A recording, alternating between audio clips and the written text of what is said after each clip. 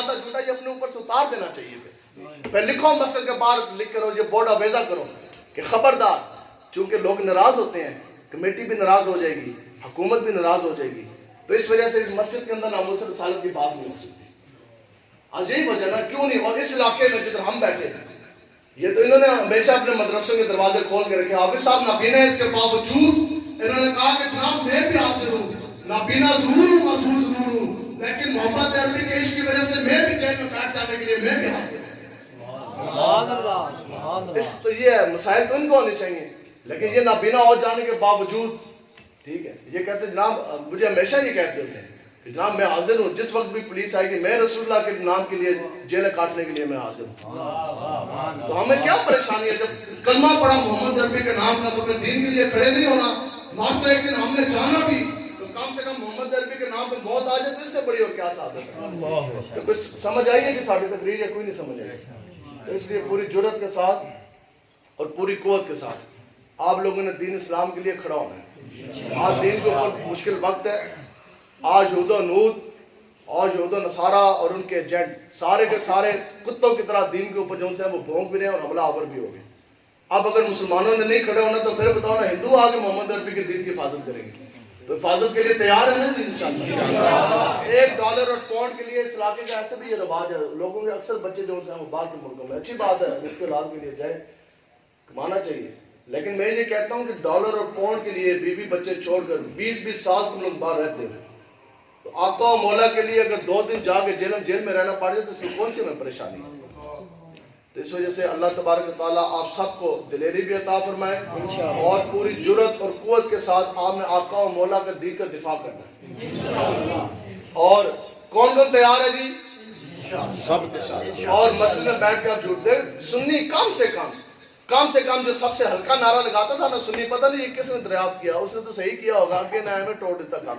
کل وہ بندہ ہمیں اچھل کے ناتا پاڑا, نہ نمازاں پڑھتا نہ کچھ اور, تو ناتا پڑھن لگیا تو نال کہندا اوے جو بندہ دلیر ہو ہاتھ چکے. دلیری کی علامت دیکھو, کون عالم بھی تھی, خان عالم بھی ہوئی ہے, دلیری کی علامت دیکھو, نچ نہ کہ تینوں پتہ ہی کوئی نہیں گداب مصطفیٰ ہے کیا. نام تو پڑھی حضرت حسان بن ثابت نے, فَإِنَّا بِهِ وَوَالِدَتِي رہتی محمد البکم کاؤ, یا رسول اللہ میں بھی, میرا باپ بھی, میری ماں بھی, اور میری ساری اس نے یا رسول اللہ کی عزت کے لیے حاضر ہو قربان. تین درباری شاعر ہیں رسول اللہ کے جو آپ کے نعتیں پڑھا کرتے تھے, آپ کی نعتیں جو سے وہ لکھا کرتے تھے. ایک حضرت حسان بن ثابت, بہت سے غزوات میں آپ شامل ہوئے, اور سنی ہے نعت یہ ہوتی ہے. اور حضور فرماتے ہیں کہ جب حسان میری جب نعت پڑھتا ہے تو پھر حضرت جبرائیل امین اس کی پشت پر کھڑے ہو کے اس کی مدد کر رہے ہیں. نعت خواہاں کوئی نہیں, ناقشہ تو ایوے کوئی نہیں پڑھنی, تو صبح تو پھر ظاہری بات ہے لیٹ فارغ ہوں گے, صبح تو تینوں فجر کا پتہ کوئی نہیں, تو ہم عاشق رسول پڑھیں اور اس طرح بیان یہ ہاتھ اٹھائیں, تو پھر آپ جنت جائیں گے. ہاتھ اٹھائیں پھر آپ مدینے جائیں گے, اور مدینے یہ دنیا دار یہ کمینے نہیں لے کے جا سکتے.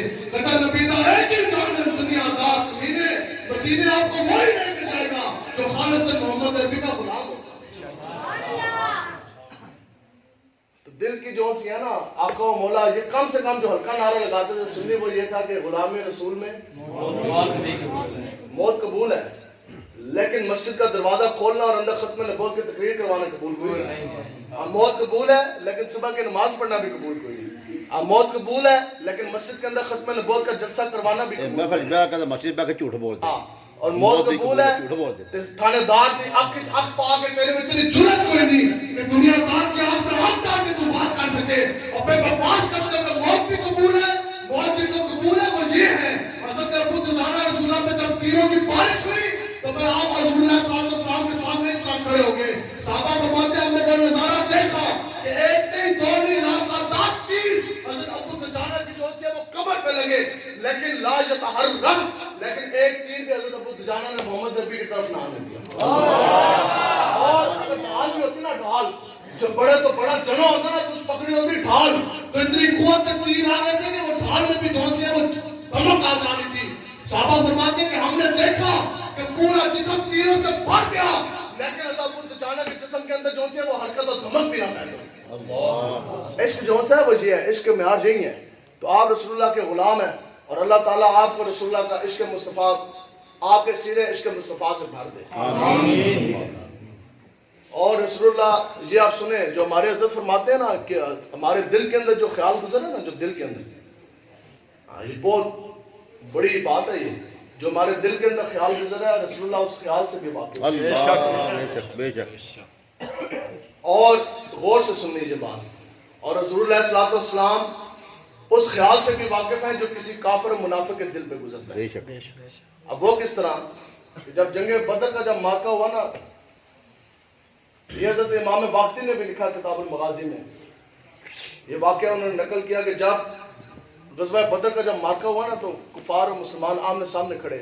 تو کفاروں کی تو 1000 سے بھی زائد تعداد، جدید اسلحہ بھی ایسے، بدماش بھی ایسے. تو مسلمانوں کی تعداد تقریباً 313، اور 313 جو تعداد تھی اس میں سے 8 مسلمانوں کے ہاتھ میں تلواریں تھی، 2 گھوڑے ساتھ کھڑے. تو حضرت قباس بن اشیم آپ ابھی دائرہ اسلام میں آپ داخل نہیں ہوئے تھے. آپ فرماتے ہیں جب میں نے مسلمانوں کی یہ حالت دیکھی نا کہ 300 کے لگ بھگ تعداد ہے، تلواریں بھی صرف 8 ہیں، اسلحہ بھی کوئی نہیں، اور گھوڑے بھی 2، اور ہم لوگ تو اتنی قوت میں کفار کھڑے تھے. تو پھر آپ نے یہ لفظ کہے کہ انہاں دی حالت یہ ہے کہ ساڈے اگر مکے دی زنانیاں بھی آ جائیں نا عورتاں، تو وہ ان کو کپڑوں سے مار کر نا آستینوں سے مار کے ان کو بھگا دیں گے. ان کے لیے تو ان مردوں کے لیے تو ہماری زنانیاں ہی کافی ہیں. جس طرح ادھر مقولہ بنا ہو تو ساڈا مقابلہ کرو گے، اور تہاڈے واسطے تو ساڈی زنانیاں ہی کافی ہیں. تو کہندے نے پھر میں گل کی جدوں میں دیکھا نا مسلمانوں کی، اور میں کہا نہ انہوں نے کوئی تلوار، یہ تو بچے بھی کھڑے، بوڑھے بھی کھڑے، بزرگ بھی کھڑے، انہوں نے ان کا مقابلہ کیا کرنا، یہ تو ہزاروں کی تعداد ہے. تو آپ کہتے ہیں پھر میں نے یہ بات کی انہوں نے کیا مقابلہ کرنا ہے، ان کے لیے تو مکے کی عورتیں کافی ہیں مقابلے کے لیے، انہوں نے بھگا دینا. تو جدو پھر مارکا ہوا نا بدر دا، تو پھر جناب سارے ابو جہل بھی مارا گیا، عتبہ بھی، شیبہ بھی جناب شکست ہوگی. اس کے بعد پھر آپ نے نا دین اسلام میں جب آپ داخل ہوئے پھر آپ نے اپنی آپ بیتے خود بیان کی. سنیں آپ فرماتے ہیں کہ اس کے بعد غزوہ احزاب، غزوہ خندق کے بعد میں آقا و مولا کی بارگاہ اقدس میں پیش ہوتا ہوں. جیسے میں آقا و مولا کی بارگاہ اقدس میں حاضر ہوا نا تو حضور اللہ صلی اللہ علیہ وسلم نے مجھے یوں دیکھا اور مجھے دیکھ کے فرمایا کہ قباس تو وہی ہے نا کہ جس نے بدر میں ہماری طرف یہ دیکھ کے کہا تھا کہ ان کے لیے تو ہماری زنانی کافی ہے. قباس تو وہی ہے نا جس نے ہمارے کچھ محمد عربی کے شعروں کو دیکھ کے یہ کہا تھا بدر میں، تو نے جب ہمیں دیکھا کہ ہم بزرگ بھی کھڑے، بچے بھی کھڑے، تلواریں بھی 8، گھوڑے بھی 2، ہمیں دیکھ کے تو نے یہ کہا تھا کہ ان کے لیے تو ہماری زنانیاں، ہماری عورتیں کافی ہیں مقابلے کے لیے. آپ فرماتے ہیں کہ جیسے یہ میں الفاظ مبارک آقا و مولا کی زبان اقدس سے سنے تو پھر میرا وجود کانپ گیا. ہاتھ جوڑ کر میں نے عرض کی یا رسول اللہ یہ تو وہ بات ہے کہ جو میرے زبان سے نہیں بولی تھی. یا رسول اللہ میدان بدر میں یہ بات میں نے کہی ضرور تھی، لیکن یا رسول اللہ یہ تو وہ بات ہے جو میں نے قباس کی زبان سے بولی نہیں تھی، نہ میں نے یہ زبان سے ادا کی، نہ اس دنیا میں کسی کام کے اندر یہ بات میں نے پڑھی. یا رسول اللہ یہ تو محض ایک خیال تھا جو لمحہ پال کے لیے میرے دل کو چھو کے گزرا. یا رسول اللہ یہ تو ایک خیال تھا جو میرے دل کے اندر چھو کے گزرا. یا رسول اللہ آپ اس خیال سے بھی باخبر ہے.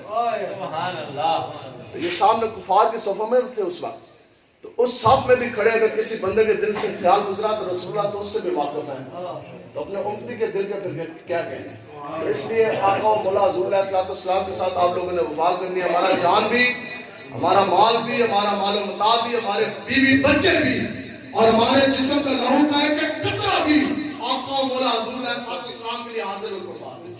ٹھیک ہے جی. ہماری جوانیاں جو ہیں یہ بھی آقا و مولا کے لیے، ہمارے پاس جو پیسے ہیں جو مال و متاع ہے یہ بھی آقا و مولا حضور علیہ الصلوۃ والسلام کے لیے. اب انشاءاللہ اور پھر آپ کو پھر کبھی باتیں سنائیں گے. تو بس یہی ہے، انہیں جانا انہیں مانا، رکھا غیر سے کام. اللہ الحمد.